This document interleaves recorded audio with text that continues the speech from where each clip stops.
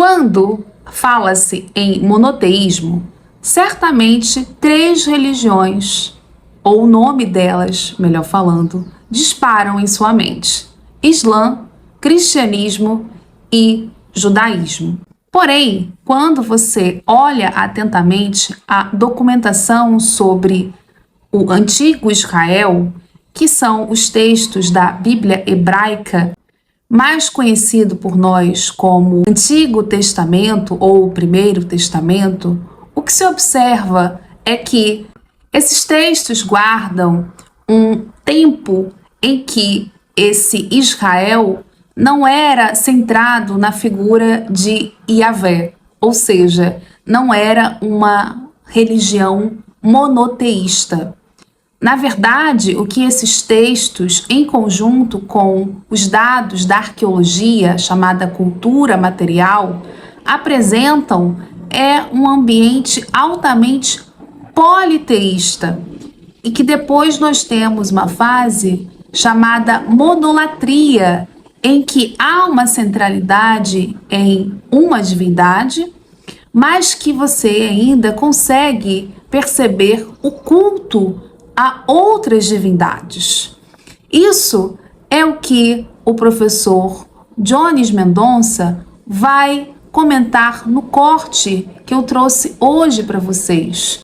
Nós vemos um debate em Isaías, por exemplo, onde o povo sinaliza a memória de cultos dedicados a Baal e Asherá, por exemplo, como legítimos nesse antigo Israel.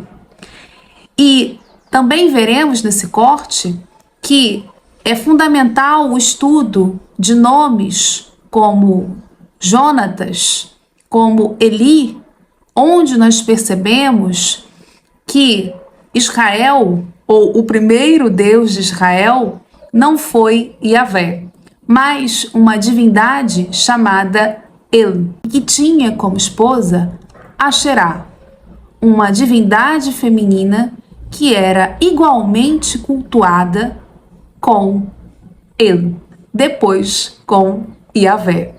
Vamos entender melhor essas questões sobre o politeísmo no interior do antigo Israel com o professor Jones Mendonça? Os nomes dos personagens com referência ao Deus, El, Israel, Ismael, Emanuel, etc., surgiram após Javé ser identificado como Eu? Sim, então essa é uma pergunta muito boa, porque Israel, como eu já falei aqui com El no final, com o elemento teofórico, Ismael, né? Emanuel não. Emanuel, já o El aqui de Emanuel, porque Emmanuel é um Deus que está com a gente, um Deus que está conosco, né? E ela aí é um nome genérico para Deus já. Então, esse não. Mas Israel, Ismael, Samuel, Eli, porque é El e esse I é um sufixo pronominal de primeira pessoa no hebraico. Sempre você vê um nome com I no final, Eli, por exemplo, é meu El. Então, sim, esses nomes, como Israel, Ismael e Eli, provavelmente são nomes antigos que estavam relacionados com o Deus El, né? E depois, como não é possível apagar um nome, porque o nome fica, né? A história sobre aquele nome, ela cresce, ela é modificada, mas o nome do personagem, ele permanece. Então, isso você não tem como ocultar. Por isso que você vai ver, por exemplo, o nome de Gideão é Jerubaal. Aí o texto diz assim, Jerubaal, que é Gideão. Então, a tradição preservou o nome com Baal, com o elemento teofórico Baal. Mas depois foi necessário mudar o nome dele e dizer que ele não, ele pertence à nossa religião, ele já era um adorador de Javé. Tá vendo? Então, os vestígios vão ficando. Como eu falei, o nome de Jonatas, filho de Saul, o elemento teofórico é de Javé. Mas Isbaal, não. Isbaal é homem de Baal. É claro que alguém sempre poderá dizer assim, olha, Baal não é o nome da divindade do panteão ugarítico, porque Baal é um epíteto, o nome de Baal é Haddad. Então, Baal aqui, esse senhor, é Javé, mas eu acho que não cola, tá? Acho que são realmente nomes muito antigos, de um período em que Baal ou outras divindades eram adoradas juntamente com Javé, e não foi possível apagar esses registros, eles ficaram lá. No caso de Gideão, o livro de Juízes vai registrar muitos nomes antigos e assim por diante. Tá, Fernando? Além desses indícios, né, dos nomes, perceber as tensões entre as divindades também é uma boa forma, né, o Jones, da gente perceber essa pluralidade de deuses locais, que a gente sempre tende a ver como um povo estrangeiro, mas as práticas, nas tensões, a forma de culto, muitas vezes revelam pontos em comum para facilitar. Isso também seria um bom indício para o leitor perceber que desse ambiente extremamente politeísta que nós estamos lidando. Você vai ver uma tensão muito interessante, deixa eu ver até se eu tenho o texto aqui, é Jeremias 44, em que veja que coisa curiosa, né?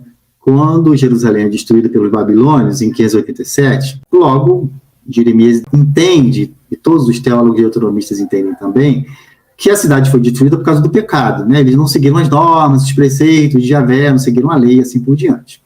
Lá em Jeremias 44, o profeta se depara com um grupo que fugiu para o Egito para sobreviver, né?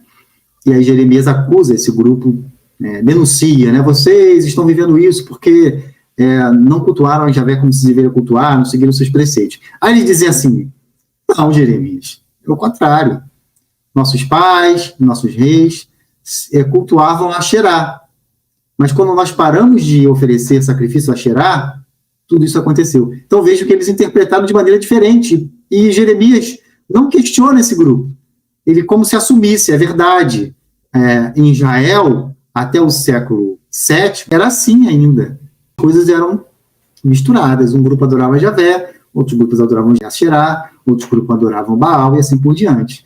Então é muito revelador esse texto, que o que parece ser uma coisa muito bonitinha, organizada, todos adorando Javé, era, na verdade, o povo adorava múltiplas divindades. Está registrado lá em Jeremias 44, para quem quiser conferir. Só no período pós-exílico é que realmente Javé se torna um Deus único, mas, ao mesmo tempo, ele conserva características das outras divindades. Uma coisa interessante é que no livro de Daniel, por exemplo, a gente vê lá o Ancião de Dias, né? O Ancião de Dias, ele lembra um pouquinho El.